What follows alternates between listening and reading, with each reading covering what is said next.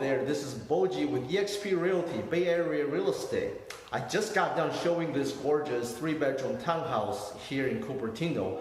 While I got a minute, I'd like to take the time to respond to a common question that I've been getting lately from friends and clients, and that is America's real estate market going to crash in year 2021?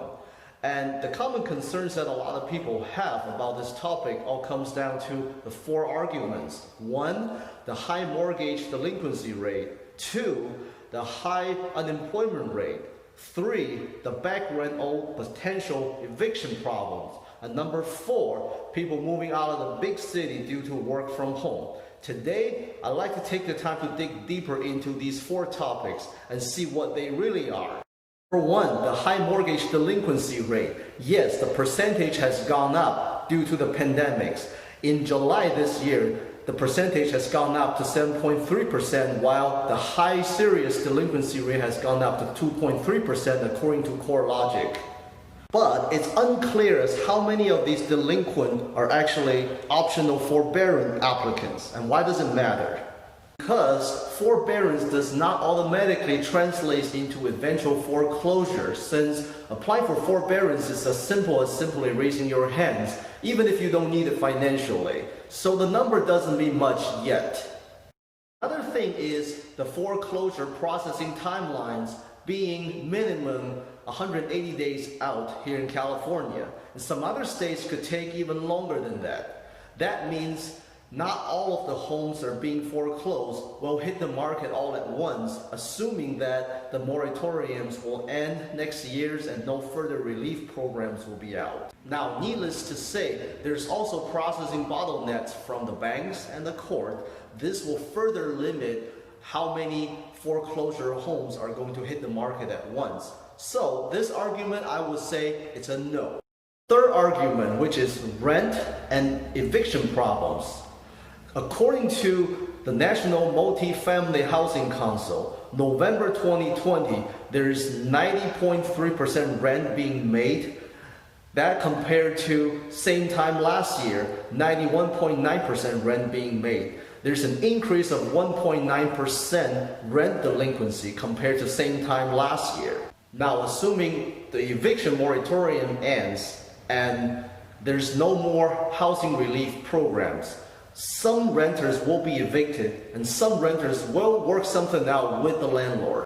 Now, the second argument is the high unemployment rates due to the pandemics. But if you take a look at the current high unemployment rates, you'll see that they have been more specifics to certain industries such as retail and tourism and etc.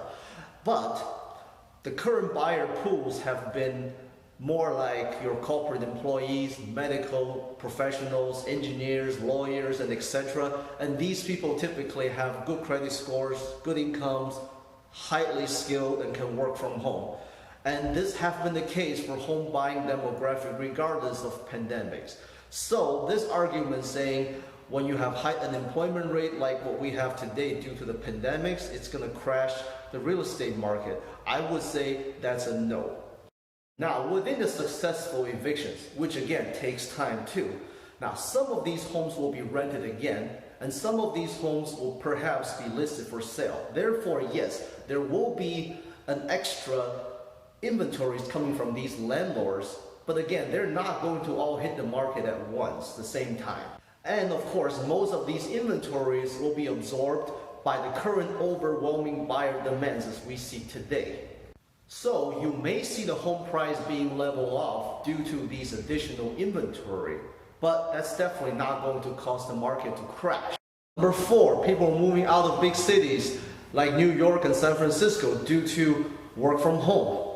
And yes, this pattern has been the case even before the pandemics. And this migration pattern is a part of a typical cycle of a post-industrial societies like we have here in the United States, not because of the pandemic. Now, a lot of the major cities in America have gone through cycles, which includes urbanizations, suburbanizations, deurbanizations, and reurbanizations.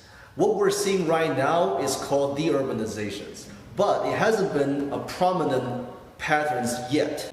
Therefore, this argument about people moving out, I would say it's too early to tell. We haven't seen a direct indication that it will crash the market. So this is a maybe in the long, long run.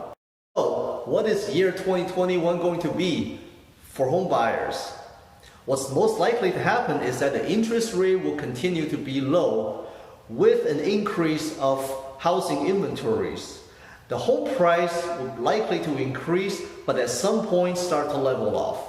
Now, if you're looking to buy as a primary residence, it's always a good time to buy as long as you're ready. And if you're looking to invest in real estate, you'll have to really run some numbers because not every zip code will perform the same. Contact me below and we can discuss all your wants and needs and go over some potential opportunities for you. I will also put a link in descriptions below of all the resources I've talked about. Talk to you soon. Until next time.